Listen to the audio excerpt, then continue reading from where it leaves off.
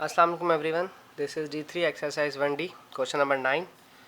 Question number 9 में इन्होंने कहा है कि a wire of 100 centimetres cut into 2 parts and each part is bent to form a square. Okay जी, एक स्क्वायर बना दिया इन्होंने। अच्छा जी, अब इक्वल अभी इन्होंने नहीं लिखा है, ठीक है।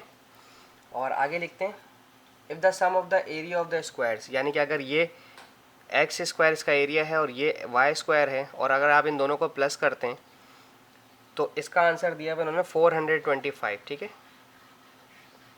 कहते हैं find the length of the side of the two squares, इनके साइड्स मालूम करनी है। अच्छा जी, थोड़ा सा इस तरह से कर लेते हैं कि अगर मैंने जैसे इसको एक्स स्क्वायर कहा है तो इसकी एक साइड मेरी एक्स हो गई, ये सब एक्स हो जाएंगी। चूँकि एरिया स्क्वायर है इसलिए सब एक्स एक्स हो गई। इसको मैंने वाई सपोज किया था तो इसकी साइड मेरी वाई वाई वाई हो गई, ठीक है।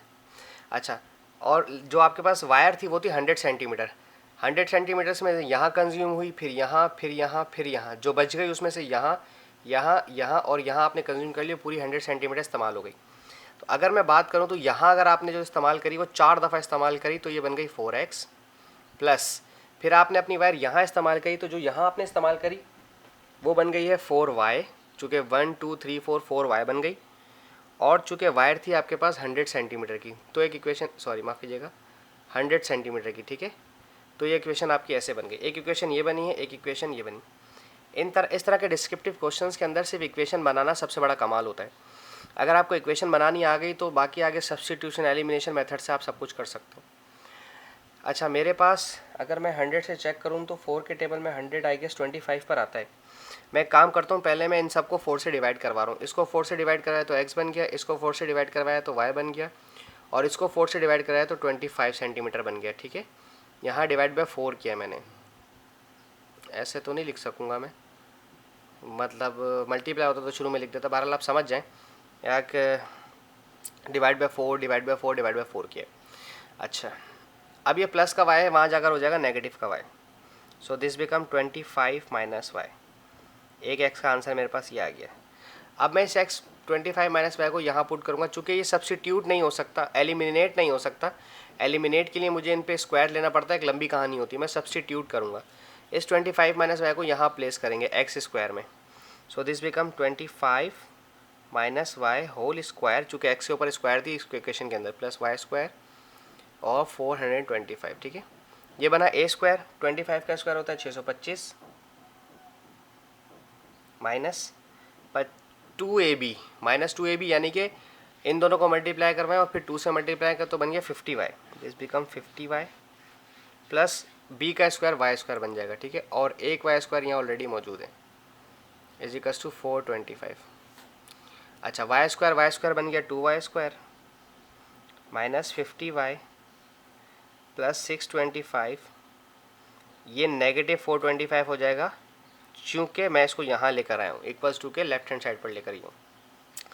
अब इसे फर्दर सॉल्व करते हैं, 2y square minus 50y plus minus minus तो 200 बच गया, प्लस 200 इक्वल्स टू 0। अब अगर मैं इन सबसे 2 से डिवाइड कर रहा हूँ इनको, लाइक अब मैं पुरानी अपनी ऊपर वाली बात दोहरा रहा हूँ, ठीक है। जैसे मैंने पहले 4 से डिवाइड कराया था ना, तो मैं वहाँ कंफ्यूज हो गया था, बता नहीं पाया। 2 से डिवाइड कराया तो 1 बच गया, 50 को 2 से डिवाइड कराया तो 25y बच गया, और 200 को 2 से डिवाइड कराया तो 100 बच गया। वहाँ पर मैंने यही किया था, 4 से डिवाइड कराया था सबको, ठीक है ना, बस लिखना भूल गया था मैं।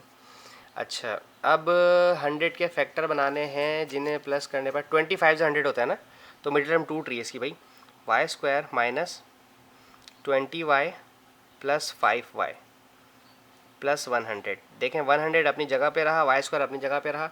इन दोनों को मल्टीप्लाई करें, 20 को 5 से मल्टीप्लाई किया तो 100 बनता है, और इन दोनों को प्लस किया तो 25y बनता है। अब ब्रैकेट खोलें, y square minus 20y minus plus minus 5y plus 100। आप मिडिल टर्म जब तोड़ते हैं तो आपके फैक्टर्स इक्वल आने चाहिए।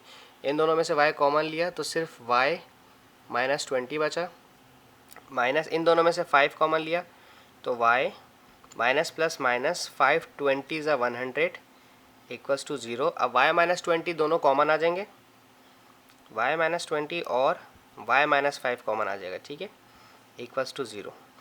अब y माइनस 20 y माइनस 5, इसका मतलब एक दफ़ा y माइनस 20 है तो पॉजिटिव 20 हो जाएगा, और y माइनस 5 है तो वहाँ जाकर प्लस 5 हो जाएगा, ठीक है। ये दो आंसर आ गए।